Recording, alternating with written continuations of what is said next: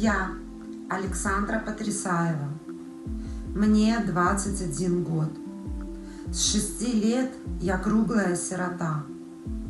Меня задержали 30 октября 2020 года за якобы участие в массовых беспорядках.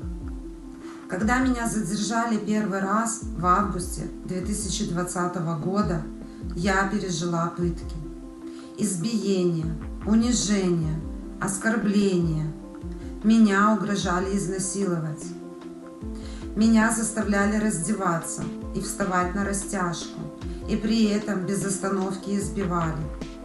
Причем избиениями занималась женщина. После меня отпустили. После окрестина у меня были сильно травмированы связки в результате избиений.